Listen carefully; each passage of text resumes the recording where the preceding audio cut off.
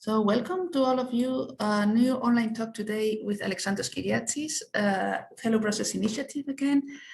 You know that the European School of Administration organizes this cycle of talks with colleagues from the different institutions that are experts in art, history of art, and history in general. And they volunteer to give this kind of virtual tours and also face-to-face tours already in Brussels. We're going to talk today about the Woluwe River, the nature, the history, and contemporary art. So you know that Alexandros Kyriazis is also a Brussels greeter. He will explain probably later the history about the Brussels Greeter also initiative as well. And a couple of words about Alexandros before we start the presentation. He has been working at the Commission for more than 2 years now, and he lives in Brussels, and more specifically in Ottergem. He works as Director General for Environment, and he is specialized in legislation on chemicals. In the recent years, he has been exploring the 19 communes of Brussels, and more in depth, and eventually became also a Brussels greeter in 2019. He has been helping visitors and newcomers to discover Brussels like a local, and off the beaten track has become also his passion. He's a real expert now in Brussels and all his hidden secrets and jewels. So we're very happy to welcome you again, Alexandros. Thank you so much. The floor is yours. Thank you. Thank you, Blanca. Yes, indeed.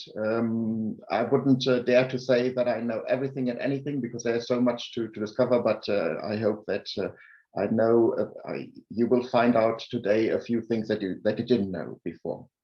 Yeah, as Blanca said, apart from being a policy officer in the European Commission, I'm also volunteering for the Brussels Greeters, and this is where this link with knowing Brussels is coming from. The Brussels Greeters is a charity, and we are offering free and personalized guided walks, not only for tourists, but also for people visiting in the city, for people living here, newcomers, but also people that have also natives that probably want to learn or see different districts that they haven't seen before. Greeters aren't professional guides or experts, so I'm not going to pretend that I'm the expert on Brussels. I always make the disclaimer that maybe the one or the other thing in my presentations may be wrong. It's always possible, but yeah, I'll definitely do my best. So with greeters, the idea is that you can discover Brussels through the lens of a local and definitely off the beaten track. And if you're interested in taking a free and personalized walk with the Brussels greeters, there's a website where you simply can fill in a form, and I will share, of course, a link towards the end of the presentation. But in addition, as Blanca already mentioned, there's a small group of dedicated colleagues who are also organizing these walks or doing presentations or doing bike tours, and we put that together in the Hello Brussels series of events.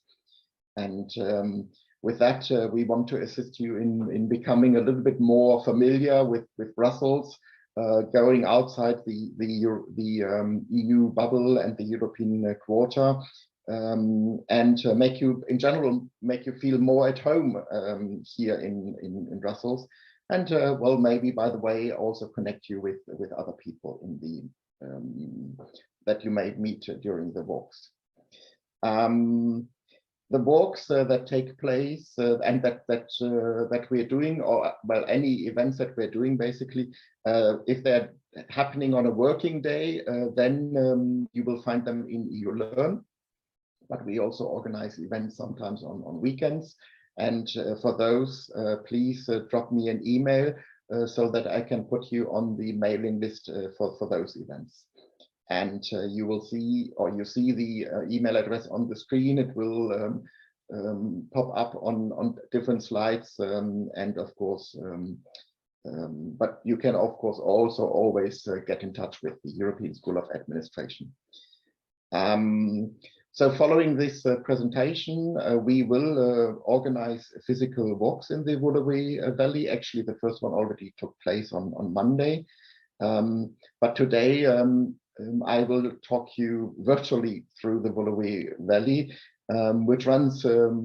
which is in the eastern part of the municipalities in the Brussels capital region.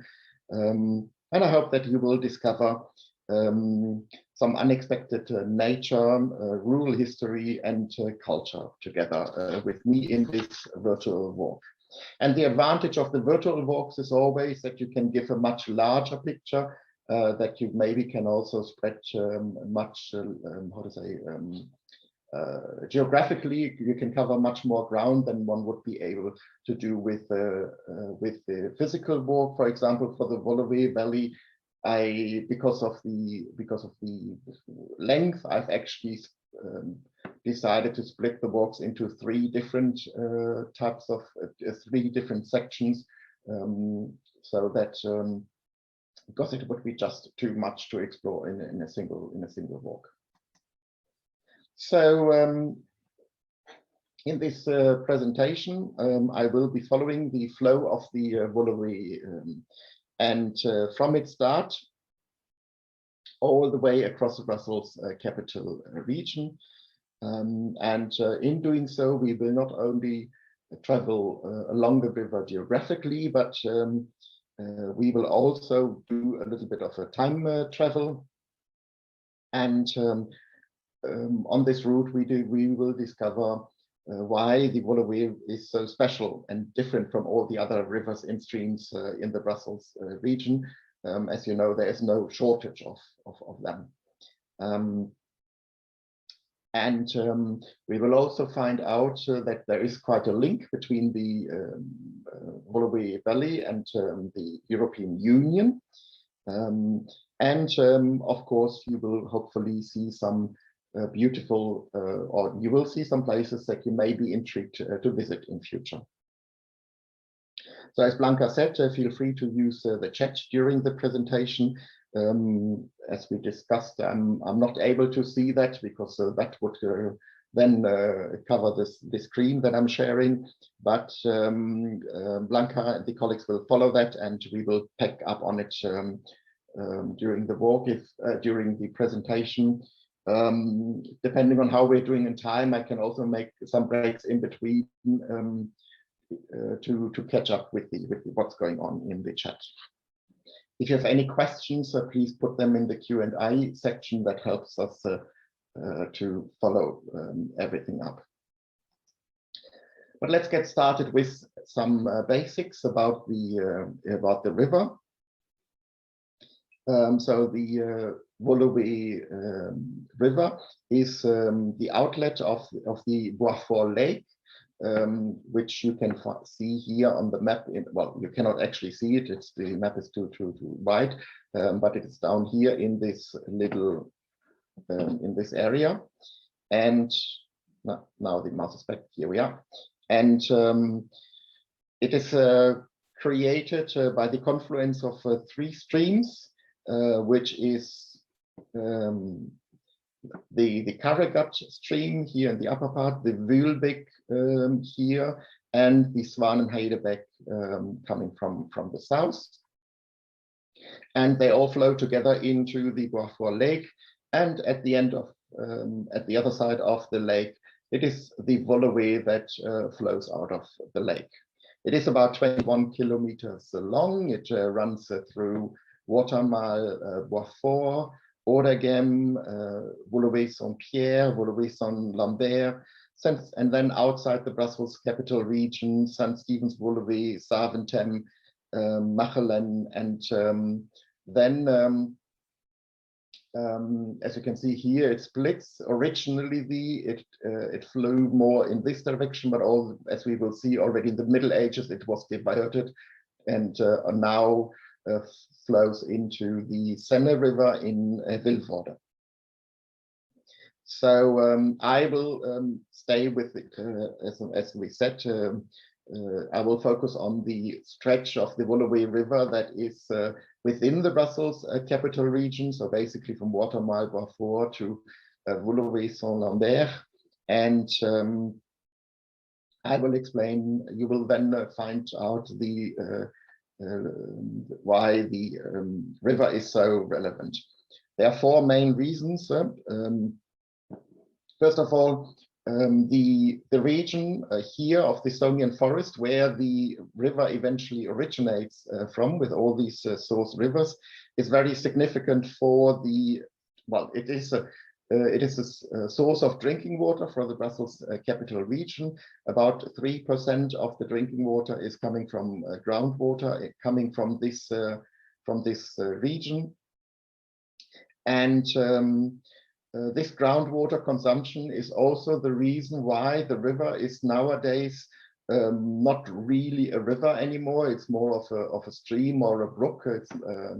But it used to be much larger in the past.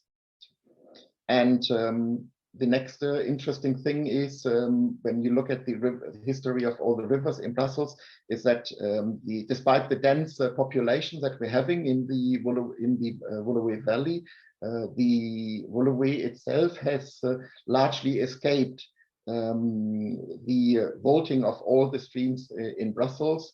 So still today it flies, except for little pieces of it, it still flows on open air, and you can still see it.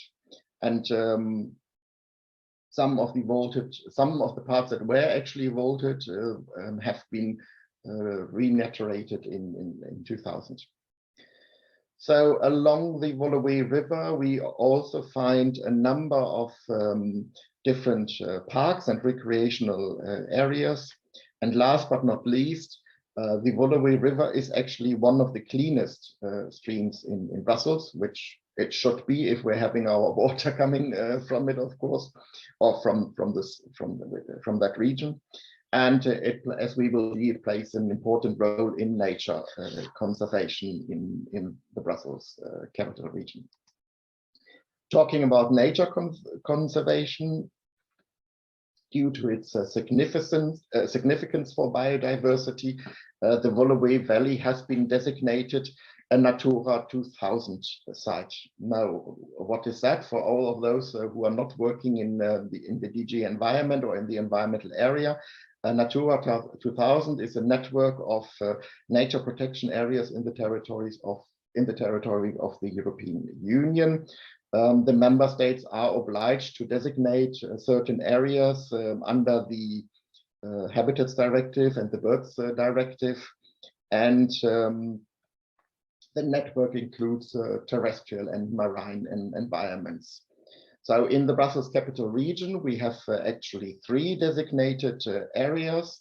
The first one is this is the one that we are going to talk about. Is this yellowish one that we see on the right-hand side of the map. And so it is this area here, which is the Estonian forest, including, by the way, also here Bois de la Cambre and all its dependencies. But including also the Woluwe Valley that we're talking here. It's less nice to see on the map because it is so narrow, but all this area is also in this very same Natura 2000 site. Then we're having on the other side of Brussels the Molenbeek stream, which this, by the way, has nothing to do with the commune of Molenbeek. Molenbeek simply means mill river, and there's no shortage of mill rivers in Brussels, or well, anywhere in Belgium. Then thirdly, we have this area here down in Uccle, the foresty parts of Uccle, also very beautiful. Also, all 3 areas are beautiful to visit, but of course, the Woluwe Valley and the Estonian forest is definitely the biggest one, as you can see. So the Woluwe Valley is particularly interesting from a biological point of view, because not at least because it offers an important corridor for wildlife that is coming from outside the region. It can basically cross through this corridor, and that makes it quite important. And so the designation of as a Natura 2000 site makes sure that it's that it is maintained that it keeps the habitat that it has. Such as along the Woluwe, we find beech and oak groves, ponds, moors, and a number of endangered species such as the stag beetle. There's the bitterling, which is a type of carp fish, birds, and different species of bat. So as the Natura 2000 is an initiative of the European, well, ultimately a European Union legislation and mission, and these sites are then, of course, an excellent opportunity to observe the impact of what we are doing in the institutions right on our doorstep. But now,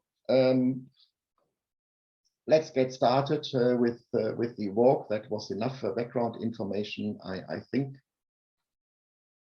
And I would like to start this walk with the first of many parks on our journey, and this is the Tournai-Solvay Park. It is actually considered one of the most beautiful parks that we're having in the Brussels capital region, but it is relatively unknown. It is a little bit off, how to say, the normal tracks that people come along, and so definitely, I mean, there are the visitors, but it's normally relative. It's normally compared to other parks, it is rather quiet in there. It is a landscaped park. It's a result of successive developments that were carried out by the owners, the Solvay family, at the end of the 19th century and at the beginning of the 20th century. But in principle, the area is, of course, also a vestige of the Sonian forest. So the park combines a number of different different spaces, and is characterized by a significant difference in height. On the main level, you're having an English garden type of garden, but then there's also woodland, an orchard, a walled vegetable garden, and in the valley, as you can see, there are also two ponds, which are really picturesque and quite nice. So the house that you're seeing in the picture was built in 1878 by Alfred Solvay, which is the brother of the industrialist, the famous Ernest Solvay. And in 1911, the park, as we know it today, was in principle laid out, and by a garden architect called Jules Buissens. And Jules Buissens was also the one that created this lovely rose garden that we're seeing in this picture now. Well, there were certain successions, and eventually, when Thérèse Tournai-Solvay died in 1973, the property was eventually sold to an estate company, and they wanted to build offices in this area. Well, we have to say, fortunately, that was not a successful project. It failed, and the property remained abandoned for quite some time. The area was bought by the city of Brussels in 1980, and sorry, not by the city of Brussels, excuse me, by the Brussels capital region, and then was opened to the public as a park. In 1984, there was a fire in the mansion that we saw earlier, and it had remained a ruin ever since. But recently, a restoration work has started, and if you go now into the park, you will see that there's a crane, and the house is put in scaffolding, so something is obviously happening there. Unfortunately, it also limits the access to some of the paths in the park, but there's plenty of beautiful paths left there. Yeah, so it's a really pretty park, and I can only recommend visiting it. But please, not all 35,000 European employees at the same time here. Just one by one. Behind the Tournai-Sauvé Park, there is an area which is quite important from an archaeological perspective, because there were traces of Neolithic settlements that have been found here, and you see here a depiction of what this settlement may have looked like based on the excavations. The first excavations took place in the 1960s. But especially in the last 2 decades, there were more excavations that were carried out. So it was found that some 5,000 or 6,000 years ago, there was a fortified Neolithic settlement, and there are also some grave mounds. Within the excavations, they found sort of ceramics, vases, flint objects, blades, arrowheads, and all these sorts of things, which can now be seen in the Museum for History and Art in Brussels. The excavation showed that it could be that this settlement could be attributed to the so-called Michelsberg culture, which was an important culture across the more western central parts of Europe, approximately 4,400 to 3,500 BC. So normally when we talk about Brussels, we say that it was founded in 970 or around 970, but that is of course only the records that we have. People evidently were living in Brussels, in the Brussels capital region, already much earlier. So as a matter of fact, this particular site was found to be one of the best preserved archaeological findings for the Michelsberg's culture, and it is therefore of quite significant archaeological importance. Unfortunately, there is very little to see for the untrained eye. Basically, the only thing that one could see from the surface is a few ditches. But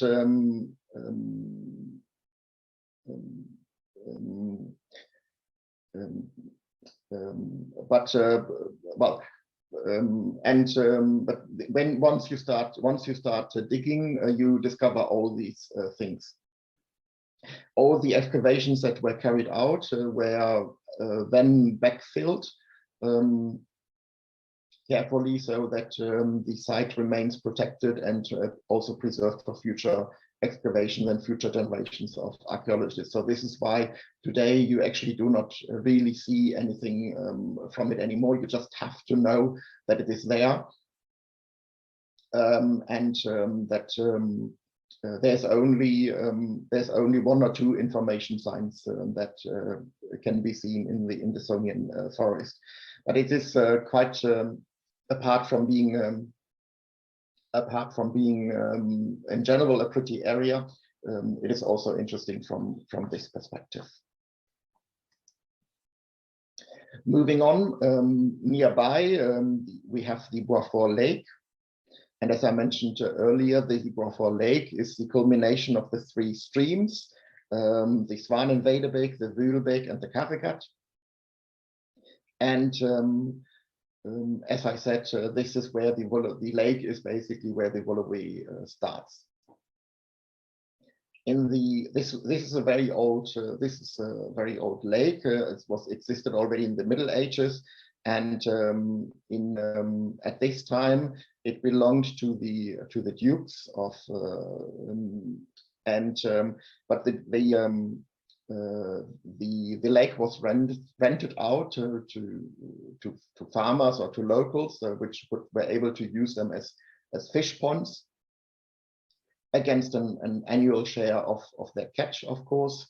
So and for that farmer or whoever rented the place would have had to maintain the whole thing, repair the dikes, clean the ditches, and do all these things, cutting the grass in order to maintain this lake as a productive fish pond. And it is quite a sizable lake. You cannot go fully around it because it's on one shore. It's private. It's a more private property, and it's also a nature protection reserve. But if you can walk along the longest shore of it between the domain of Tournai-Solvay and the village of Bois itself. In this area, we're also having the Silex domain, which is quite significant as a bird sanctuary.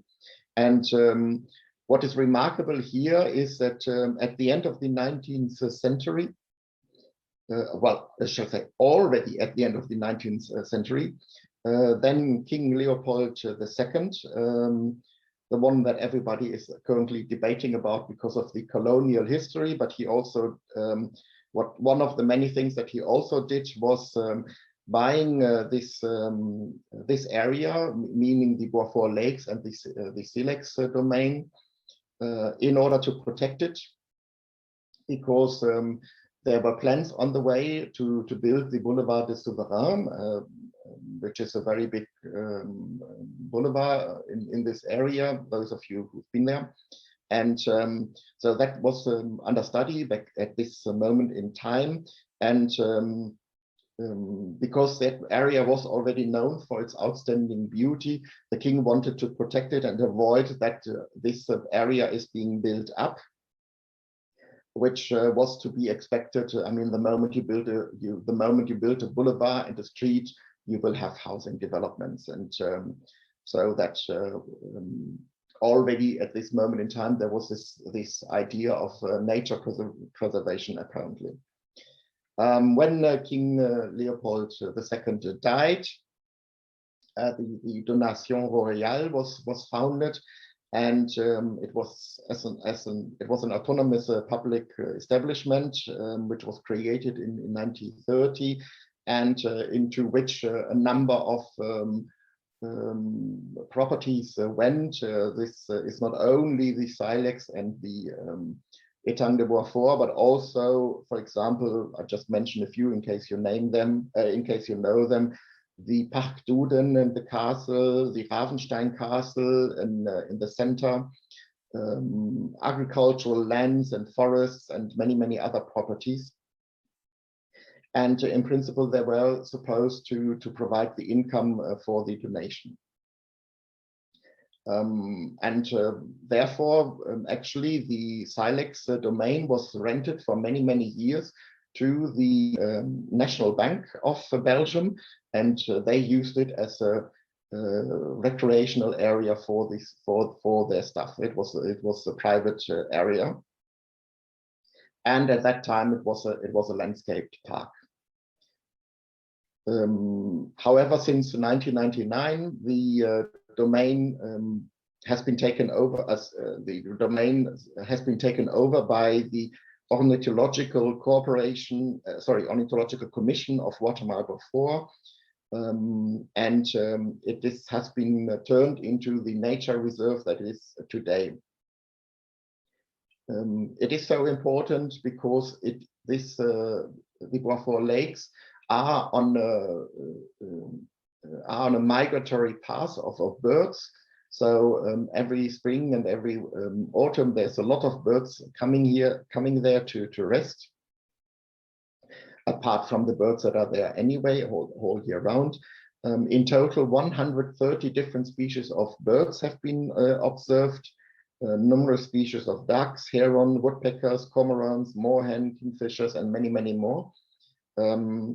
So it is quite important, and normally the area is closed to avoid stressing nature. It can be visited on Saturdays from 9 in the morning to 6 in the evening, so that's your only opportunity. Or you can join one of the guided walks that the Commission is organizing for bird watching or for nature education. And apart from birds, as I already mentioned, the area is in general important for bats, fish, and the stag beetle that I mentioned. Just a few 100 meters further on, we're directly in the center of Boisfort, so it's what I was mentioning is just next to an urbanized area. And in Boisfort, what is worthwhile mentioning in the context of our walk today is that there is a very beautiful market every Sunday morning around the town hall next to Place Wiener. It's very pretty, I should say. It's very charming because also the surrounding houses are quite picturesque. And it's a bit of an oldie worldy type of feeling that you're getting there on this market. So it's quite nice. Many stalls have offer organic food or artisanal food. Food trucks are there. You can buy plants and delicatessen, and so in general, it's a sort of an it's a sort of an upper quality market, but of course you can also buy your daily needs. So every Sunday morning from 8 to 14 hours, I can really recommend that if you want to have a nice stroll on a Sunday morning. Next to Place Wiener, we are back into the greenery. We find the two adjoining Laybeck ponds in the park with the same name. The Laybeck is a small stream that flows into the Woluwe River, but actually the name is a little bit deceiving because these lakes are actually created by the Woluwe stream itself, and each of the two lakes has got its own island, which is very useful for the birds to nest and very popular.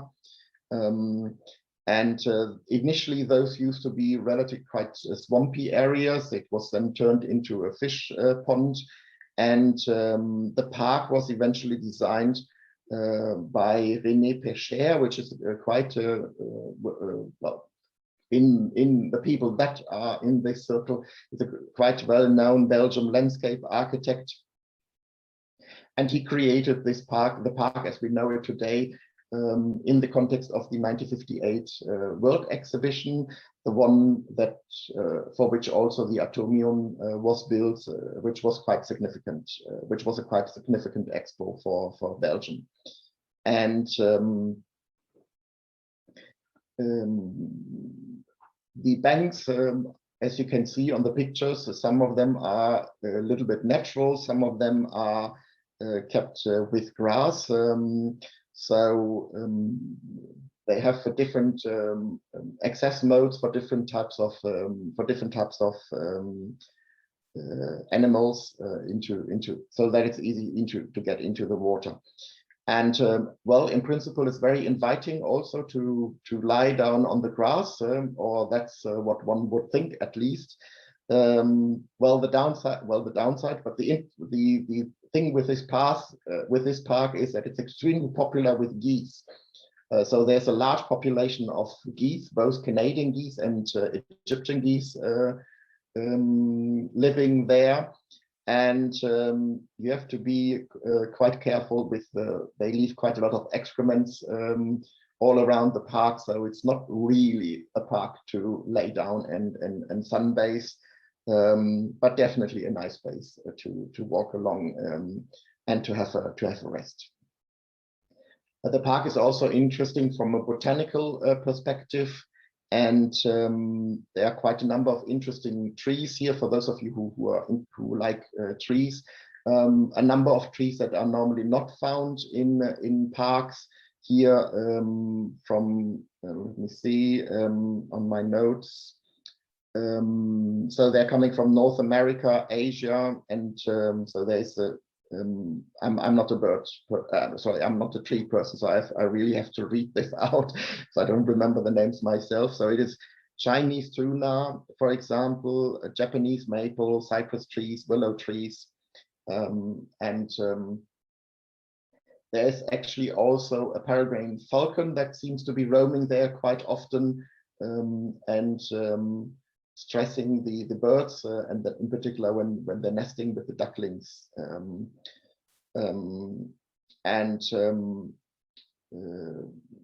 I've just been walking there last week, and it seems that there are some renovation works going on. The park itself is at the moment fenced off, but you can see it. Definitely, you can walk along it from the outside and enjoy the view as well. And so hopefully it will be available soon. It looks like they're just making the paths off. Maybe, as I can see, that there's quite some activity in the chat, and there's also a question. Blanca, maybe there is there something that we should follow up at this moment in time? Well, maybe if it's okay for you, I have a couple of things there to raise. First of all, thanks to Caroline Gastaldi, also another Brussels greeter, who just put in the chat a tip, a very, I would say, useful tip concerning the Beaufort market that you were mentioning before. Apparently, there are very nice products that are sold there if you are planning a picnic after or before starting a nice walk. So useful tip for all those who are planning to go through near the area soon. And also one of the questions from a colleague, he's very interested also on the bird watching tours that are organized in the area, organized by the Commission. She was asking if you have further information about this, and if you could maybe include the link in the chat afterwards. Have you got more information with bird watching tours? Thank you.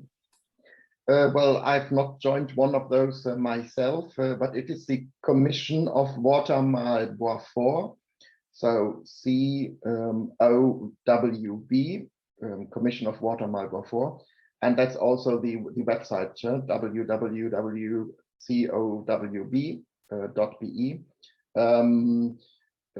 I may not remember putting it in the chat later on, but I will definitely include this. I make a note. I will definitely include this into the list of links that you will receive afterwards. And I think they are organized, if I remember correctly, every first Sunday of the month. Yeah, so that's. I think that's as far as I'm. That's as much as I know about these walks. Thank you so much, Alexandra. So indeed, for those who join later, I remind all the participants that you will get the link to the presentation and the video record, plus also the useful links that are always shared by Alexandros. And I know that Caroline is also sometimes, as Caroline Gastaldi, the other Brussels greeter, also who gave a very interesting talk recently on the same issue, on similar issue. If you have any useful tips, don't hesitate to send them to us. We will include them in the message to all the participants. Thank you. That's it from our side for the moment, Alexandros. Great. Then we can continue with on the Boulevard de Souverain. I was already mentioning it before. It plays quite an important role. As such, it is actually also in itself quite a nice street. And as we said, we were around Place Wiener in Watermal Beaufort, and that is also where the Boulevard de Souverain begins. The idea to, I mean, Oudegem and Watermal Beaufort in particular were quite remote from the city of Brussels at the time. And so the idea to create a road that connects Oudegem and Beaufort with the then future Avenue de Tervuren, so that eventually with the city of Brussels, dates already from 1887. But at that time, it was considered that the project was too expensive. And although then later on in 1993, when the building of the Avenue de Tervuren actually began, and you may remember that Avenue Tervuren was built by Leopold II in order to connect the site, the Cinquantenaire, which was the site of the World Exhibition 1897, with the site in Tervuren, which is now the Africa Museum. So that was the occasion on which Avenue de Tervuren was built.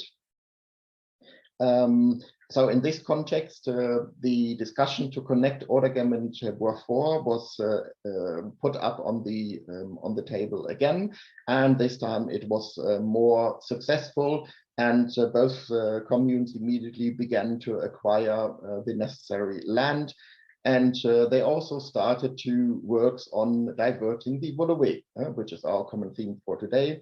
So creating the Boulevard des Souverains also had quite an impact on the flow of the Woluwe.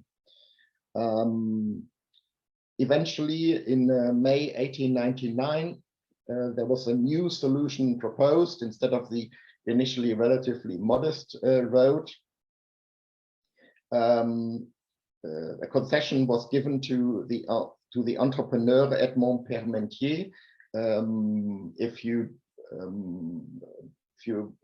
learn more about architecture in general, this is quite an influential, but quite a big entrepreneur. He's done a lot of projects in Brussels, so you come across his name quite often. And then, so he was given the concession to build the Boulevard des Souverains and to acquire the land which was expropriated. And under this contract, he had to build the boulevard within 5.5 years. And he started working in 1900, but work stopped already in 1902 because there were a lot of complaints by Oregem and by Boisfort, because apparently there was quite a big damage caused by the construction. And due to these complaints, the site remained just on standstill for quite a number of years until 96. And the communes eventually brought Parmentier and the Belgian state in front of the court, because they have, of course, not kept the 5.5 years time frame, and they have caused the damage. And the court ruling was actually in favor of Oregem. But then there was an amicable agreement, and eventually works continued in 1909. And then in 1910, more than 10 years after the start of the whole thing, the boulevard was finally ready. It is quite a massive boulevard, in particular when you consider the location and at time when it was created. It's 41 meter wide, and have a listen at this. I will read this out because it's quite impressive. It had 2 sidewalks of 4 meters, a traffic lane of 8 meters, a path reserved for riders, 4.50 meters wide, a strip of some 7 meters reserved for walkers, a cycle path, a specific site for 2 trams, and a second road for cars, also 8 meters wide. So quite a lot of things going on this boulevard. And actually, if you see what is happening today, it is not too dissimilar, because there's cycling paths, there's traffic paths, there's now a tram back on it, there's a central path. So I found when I read this, I found this quite interesting to see that already back at the time there were all these different uses. Even cyclists were considered at the time. Well, riders are not so contemporary at the moment anymore, but so that's quite an interesting list. In particular, if you consider that Oregem and Watermal 4 at that time were really tiny villages. The urbanization didn't reach there yet. But of course, with the boulevard, that changed completely, and the boulevard quickly became a jewel in this urban development. And as Leopold II actually foresaw, there was a big building wave, and which would have overrode also the area of that we mentioned earlier, the Etang de Boisfort and the Silex domain, unless he had not bought it before. Alexandros, sorry if I may. There was a comment here by Caroline. Wasn't the guy Victor Besme? I don't know if Caroline maybe could be more precise. Victor Besme was involved. Victor Besme is was the responsible city inspector at the time, who was in charge of all this sort of urban planning activities. So he was overseeing the project from the political or from the administrative side. But if I remember, he was not the one, to my knowledge at least, who made up the plans. But he was certainly involved in this project as well. So another name that you will come across very often. But I will not swear on it because that's really not my field of expertise. Yeah, sure. She mentioned afterwards Parmentier, then Parmentier, as the park on the other side of the Avenue de Tervuren. So thank you, Caroline, for these precisions, and Alexandros as well for clarifying. So with the Boulevard des Souverains, Oregem and Watermal 4 were connected both to Avenue de Tervuren, and then in extension to the other side also to Avenue Louise.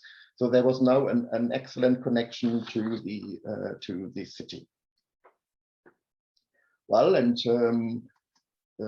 if you walk along Boulevard des Souverains, you can see that there's now a lot of impressive private houses, but also offices that are taking advantage of this excellent location. So one of the buildings that is located on Boulevard des Souverains is the iconic former Royal Belge building. Royal Belge was a very big Belgian insurance company. And this building was built from 1967 to 1970. And the architects were, because we have some experts among ourselves, René Staples and Pierre Dufault. And one of the things that is so significant about this building is also the setting. So there's quite an impressive landscaping around the building. And this landscaping was done by the landscape architects Claude Rebaud and Jean Delonge. Looking at the building itself, those of you who are a bit familiar, it's the so-called functionalist architecture. But this one here has quite an exceptional aesthetic quality compared to many other functionalist building, and it is remarkable in a number of different ways. First of all, because we are still talking about the Woluwe Valley, and which is very marshy and very swampy, so very wet. So in order to build this building, 1,300 stakes were needed to create the foundation of this building.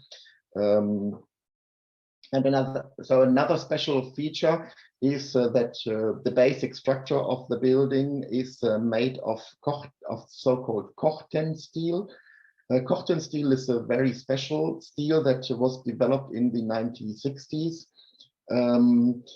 It rusts, but it does so only on the surface, and then it creates a solid barrier so that it doesn't continue to rust. It is very similar to the effect that you have with copper, when copper eventually turns green, and then because it oxidizes, it rusts in a way. And once it is green, it is a very stable and long-term. It is a material that is long-term very stable, and that is also the case for the so-called Corten steel.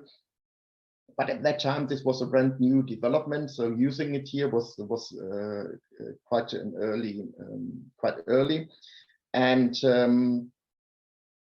matching the color of the Corten steel, the brown windows with the insulation layers. If we think about we are talking about 1967, so having insulating windows is already quite forward thinking. This was way before the oil crisis, and these windows only became more popular between the in the 1970s and the 1980s. So it's quite an early use of all these technologies, which makes this building remarkable. It was later bought by, Royal Belge was then bought by AXA, and AXA continued using this building, but it was eventually finally deserted in 2017 and then remained abandoned for a number of years. There were thoughts of putting the American, let's put it the other way. The American embassy was interested in this building, but their ideas were to change the building quite significantly, and also to fence off the whole area for security reasons. And those things led to significant protest. Once the building was evacuated, once the building was completely empty, I mean, once AXA left the building entirely, it was put under protection, so changing anything significantly wasn't also an option anymore. So eventually, this plan was scrapped in 2018, and then an architectural competition was launched. And as I said, I've just been there this weekend, and it seems that now building works have eventually started. And this building is now going to become, get a mixed use. It will become a hotel. There will be offices, and also luxury apartments. So this iconic building will have a second lease of life.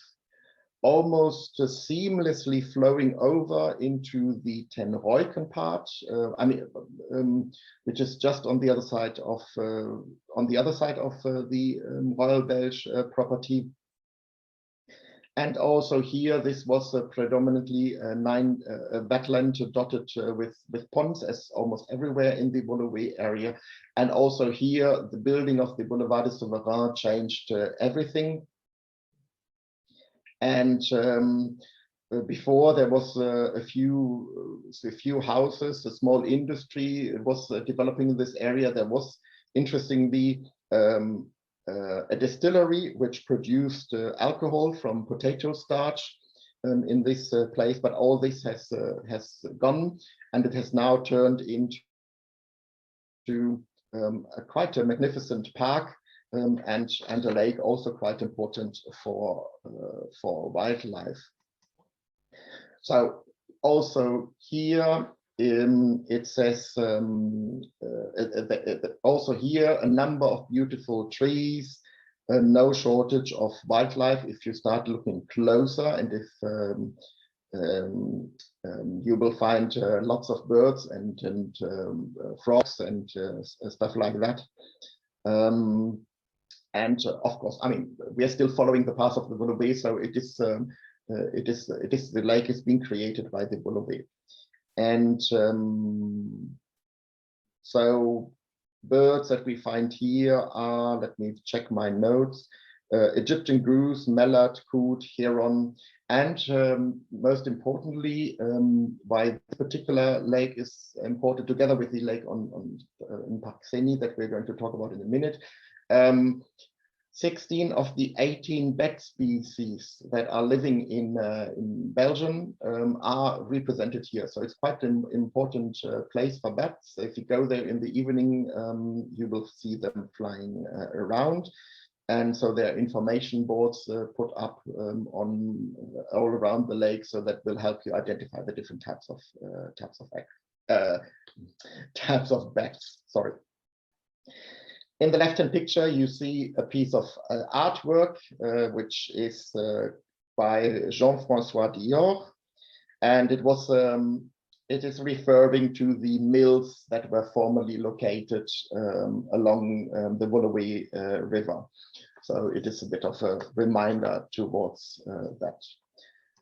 The next park, as I said, there's an endless row of parks here, is the so-called Cine Park. Again, just next to the Ten Reuken part. This one, this is where the water mill that I was mentioning was located, we have records of this more water mill already dating from 1270, so very old, but it is no longer there. So when the industrialist Albert Seny, hence the name, so when he bought it in 1836, the mill was used for making paper, and he used the mill then for cotton dyeing. So you see there was a little bit of industrial development going in there, and also here the construction of the Boulevard de Souverain. So you really notice the significance of the Boulevard de Souverain for this area for various reasons. Also here, the construction of the Boulevard de Souverain changed everything. The mill was demolished together with some other buildings.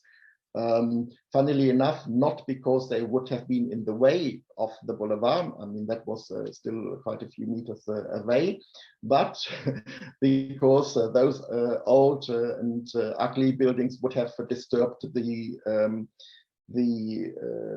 prestigious appearance of the boulevard. So it was a clearance for optical reasons, not because they would have been in a way.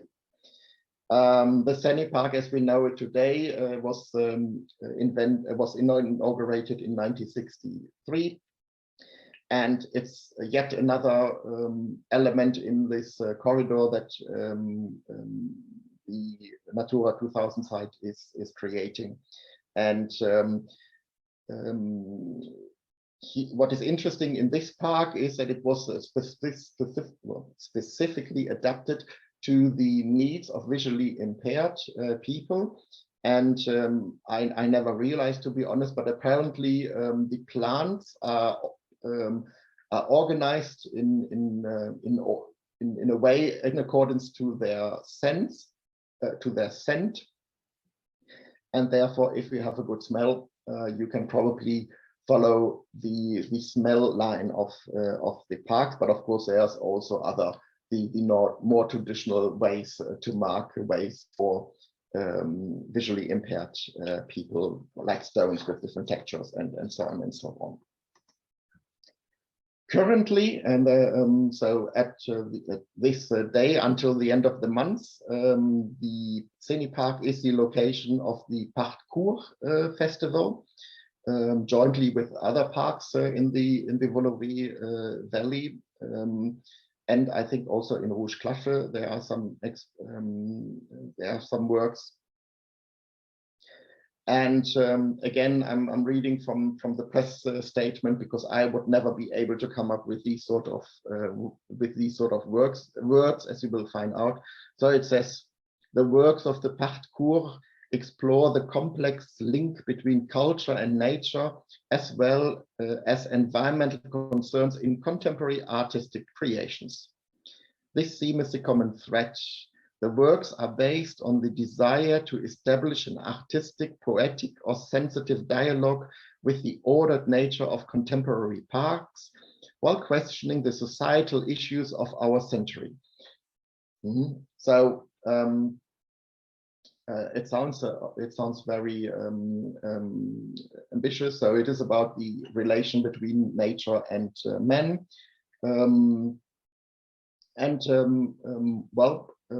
it's not everybody's cup of tea, but if you're interested in contemporary art, in different sort of sculptures, here I'm showing you two examples, then definitely this is the moment to visit the Woluwe Valley and its parks because of this exhibition.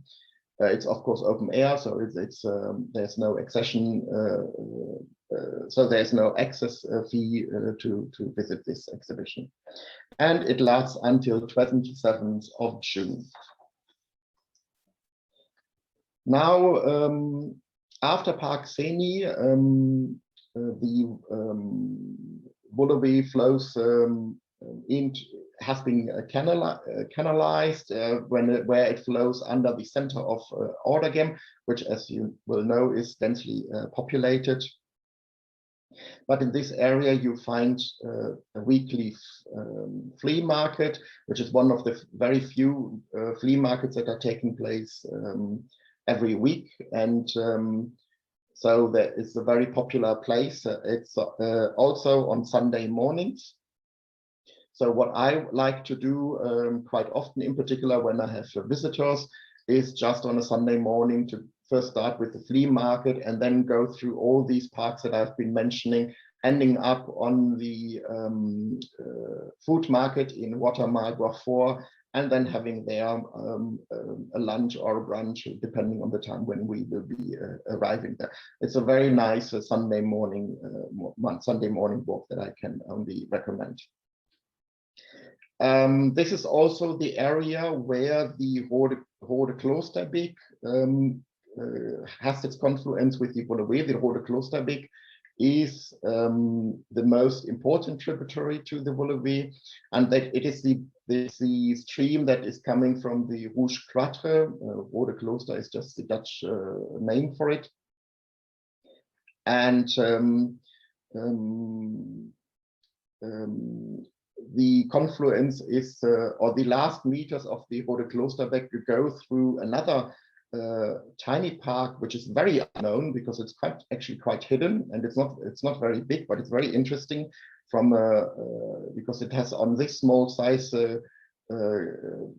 completely different various completely different habitats. There is on the top there are some very pretty very old chestnut trees. Then there is a very steep slope which is full of oak and birch trees, and this embankment is south facing and creating a microclimate, so it allows some species in there which would otherwise not appear. And then at the bottom you have the Rodebeek river, also the Rodebeek, not Rodebeek, Rode Klosterbeek,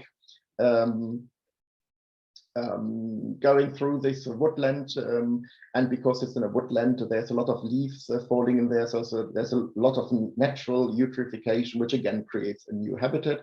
And then finally there's a swampy area which creates yet another habitat. That is quite remarkable, everything on a relatively small space, so it's quite a diverse factor. And then on the other side of Ordegem, of the center of Ordegem, we are still in Ordegem, we find the so-called Val Duchesse. I already mentioned the Rouge Cloître, which was one of the religious settlements in Ordegem, but Val Duchesse was another settlement. In general, the Sonian forest was quite popular with religious communities, as for example also the Abbé de la Cambre, which at the time when it was founded was also in the middle of the Sonian forest. So there were a few of them around, but Ordegem benefited from two of them, which were quite an economic factor for the town. Actually, Val Duchesse was created before the Rouge Cloître in, let me see, 1262, and by a lady called Alix of Burgundy, who was the Duke of Brabant. Brabant is the area in which also Brussels is located. And she created the first Dominican sisterhood in what was then the Low Countries, and in order to honor her, it was named Val Duchesse. Val Duchesse very quickly became quite well known and quite rich. There were a number of farms surrounding dwellings, mills, so it was quite a sizable economic machinery, very prosperous. But like it underwent the same history as many other monasteries here. The same is true for the Rouge Cloître and for the Abbé de la Cambre. Eventually, the religious wars came along in the 16th century, and that led to the closure of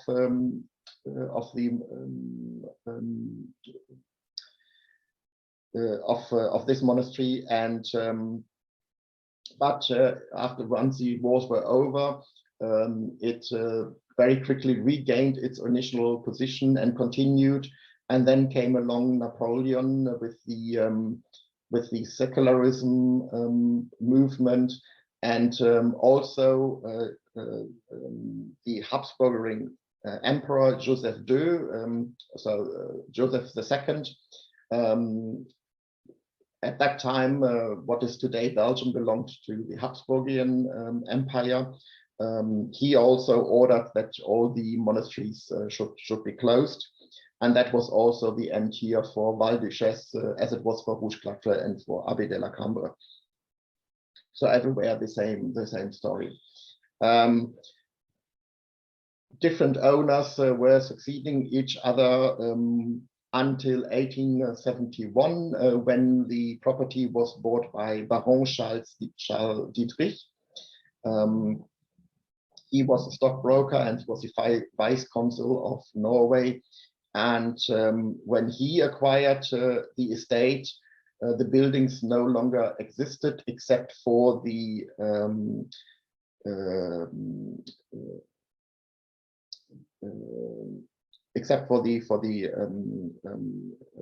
prioress residence. Sorry, sometimes words just escape my brain, and I have to come back to them. I mean, I think you know the feeling. Except for the prioress residence, of which we are seeing a part in the picture on the right hand side,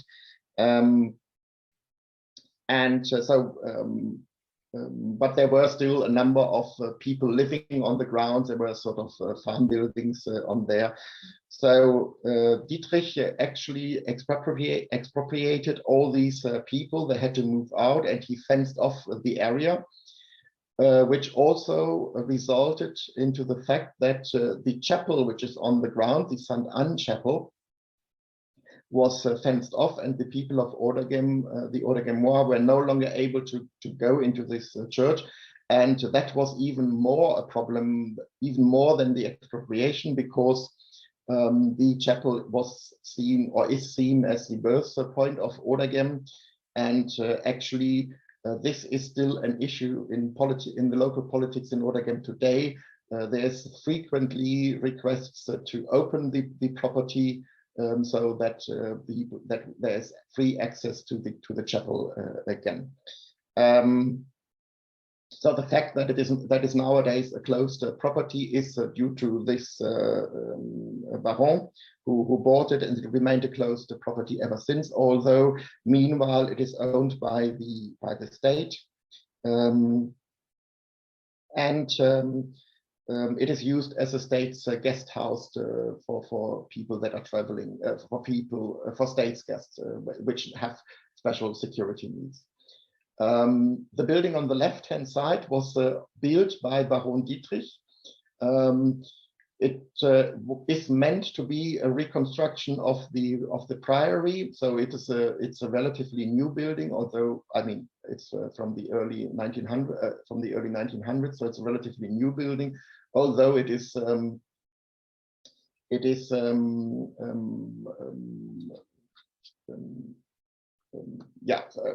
pretending to be a much older building.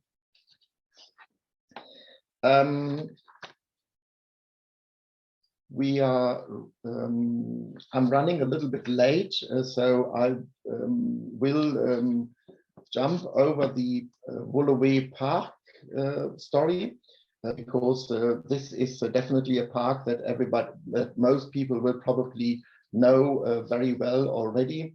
So let's rather focus on those ones that are not so well known. But the valley, once we are leaving Boulevard de Souverain, it continues then on alongside Boulevard de la Woluwe.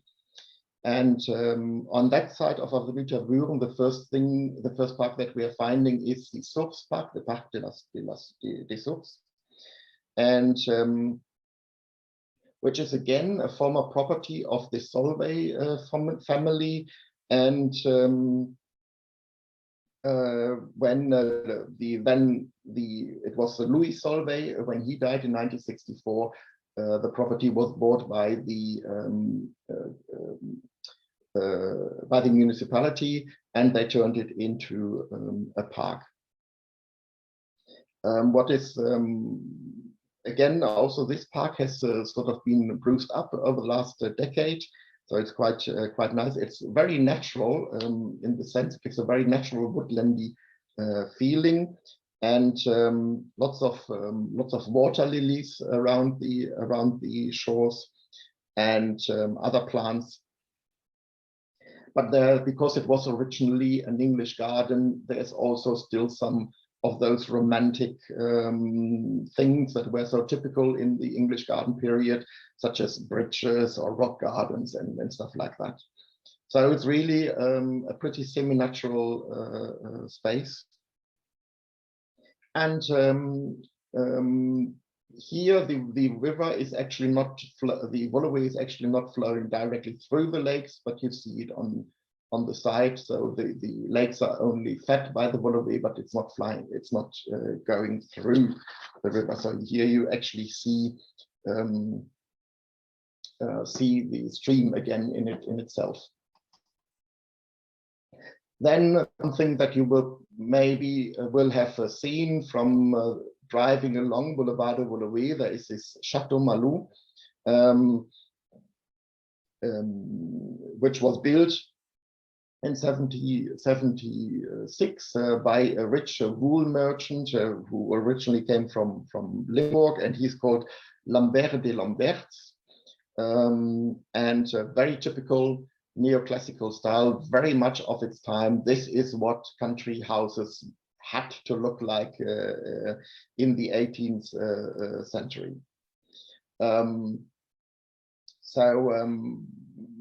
The park immediately surrounding the house is very, very typical. It looks very man-made. There's a large lawn there, as you can see. People like picnicking on it. There's quite a lot of space, and quite a large lake in front of it as well. What is more interesting is if you go a little bit to the back parts of the park, this is where you find another stream that goes into the Woluwe River, the Strooibeek, and again it's creating a rather marshy area with a lot of lush greenery. So description says that you feel almost like in a jungle. I think that's a little bit exaggerated, but it is a little bit. It goes into the direction. This is left. This area is left mostly to its own. So whatever dead wood is falling down is just left there in order to create natural habitats. And over time, it is expected that this will turn into a more open landscape as it was originally present in the Brussels region. So the line that you see, which is located very close to Boulevard de la Woluwe, it fits very nicely with the neoclassical castle, but it is actually much more recent. This is a sculpture by by a man with I have to say, from my perspective, a very interesting name. I hope I pronounce it remotely correct. Is Raymond de Meester de Beetsenburg. Quite an impressive name. He designed, or he created this sculpture for the World Exhibition in 1958, the one that I mentioned before already, the one that gave us the Atomium, amongst others. Once the exhibition was over, it was moved into its current location, which is also because this Woluwe Saint-Lambert is also the home town of the sculptor. So it's a relatively recent addition. Another nice thing that I only figured out, or that I only found out when I was doing the research for this presentation, is that actually also here in this area there are traces of Neolithic settlements. But apart from the fact that this was mentioned in some sources, I wasn't able to find out more information. But, so it was not only further up in the Sonian forest, but also these areas were populated already back then. Another interesting object, again, just a few steps further on, is the Lindecker mill. The Lindecker mill was first mentioned in 1129, and it is therefore probably one of the oldest, if not the oldest mill that we're having in the Brussels capital region. It's a water mill, as you can see, and it was primarily used for flour production, but in the 19th century it was also used to produce paper. Then it became a snuff factory, a chicory factory, and eventually the main building was turned into a laiterie to cater for the increasing number of people that were just walking along the Woluwe stream. And eventually it was bought by the commune in 1955. At the moment, there is a restaurant in this in the mill, and since actually not really at the moment, for almost 50 years now, since the 1970s. Very nice mill, because it's one of the few mills which still has the wheel. It was restored in 1994, but the wheel is still there. And the more we walk north, the more, how to say, less known we become, the fewer people you will encounter. So on the Chemin de Wellemolen, you will hardly meet anybody, maybe a few joggers, but it's not really commonly visited. So again, this path is going along the Woluwe stream, which you can see here flowing openly. The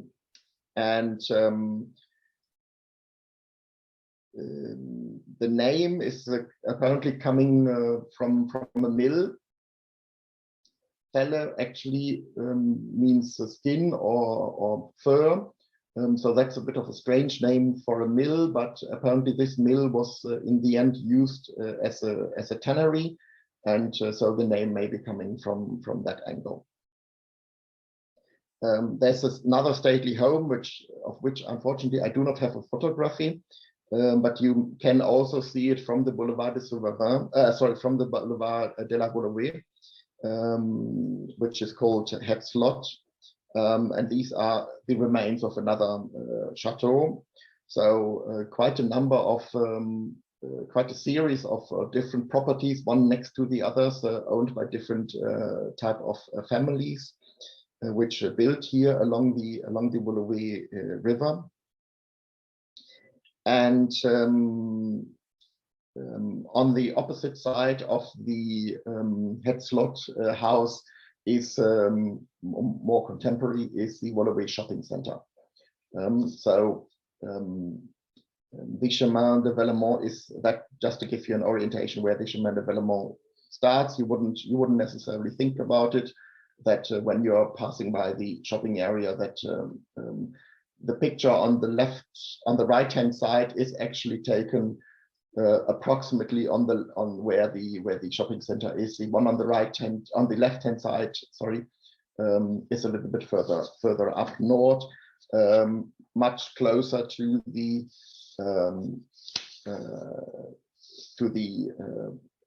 next point, which is Hof ter Muschen, which is located right on the border of the Brussels capital region.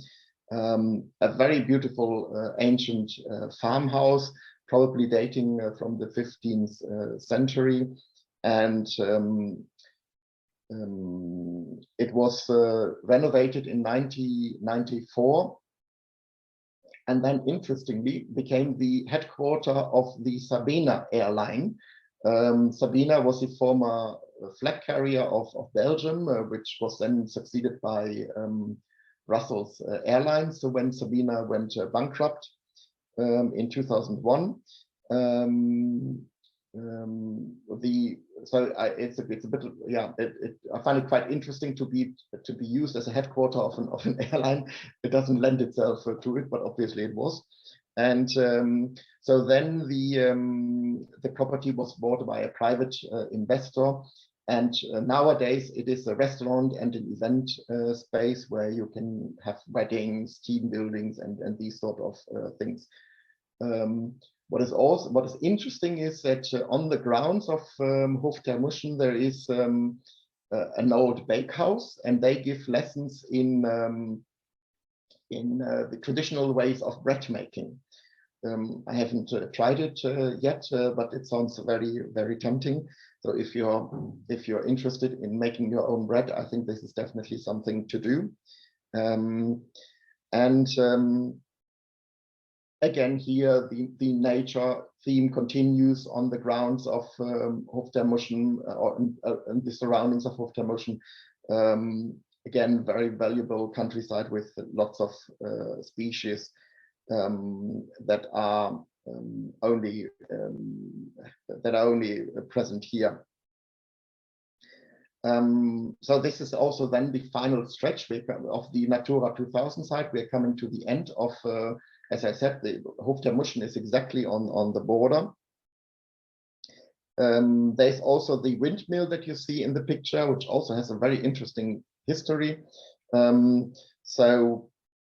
Because it wasn't initially built here, it came here only in 1988, after it was built and dismantled several times in its history. It got burned, and so eventually it found its place. Place here. So this brings us to the end of our walk through the Brussels capital. To the part of the Woluwe, which is in the Brussels capital region. And I'm sorry, I went a little bit over time, but we still have a number of minutes for questions and to react to the chat. If you are, as I said, if you're interested in the real life walks, just drop us an email, and we will put you on the mailing list. Yeah, and now the floor is yours. I see that the chat is very, very active, and that there are also some questions. Yeah, the floor is yours, Blanca. Yes, thank you so much, Alexander, for this interesting and useful, I think, for all of us, information. A lot of colleagues also have put very nice links that I will forward to you as well, that we might include in the afterwards with the slides, in the message that we're going to send to everybody. Some colleagues, for example, a colleague was also baking some bread, where you mentioned the meal in Hof ter Muschen. And I really recommend, I myself also go there very often, and it's quite impressive to be this Natura 2000 surrounded by the Chinese embassy in front of you, almost. Also the what's called the Saint-Luc, the hospital Saint-Luc, also each hospital also very close to it.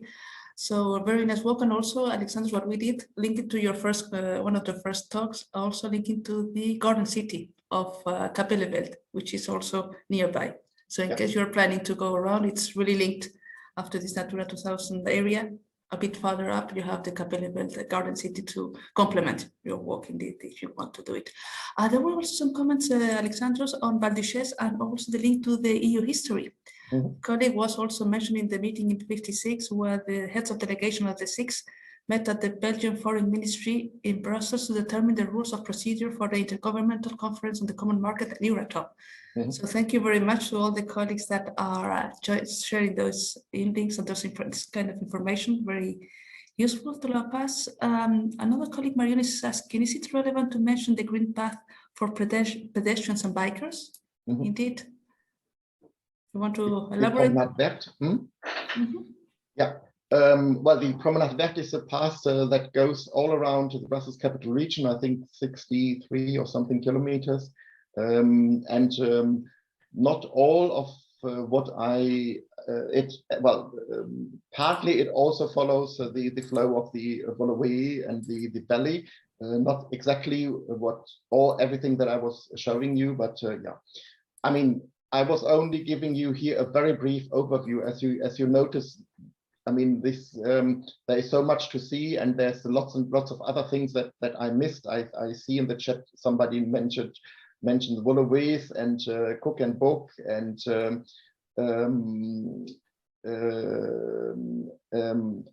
yeah, many things left and right. You mentioned Kapellefeld as a garden city. There's also a garden city next to Park ten Ruyken in Odergem, just on the border of the park. So there's really lots and lots of more things to do. But I also have to leave a few things for you to discover during the live walks. Huh? So I didn't mention everything, so that there are still some surprises left.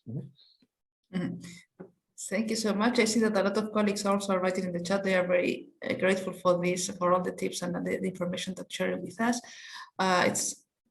Indeed, it's a bit complicated to follow everything, but as you were saying, it's a very useful for those colleagues that would like to benefit from the nice weather.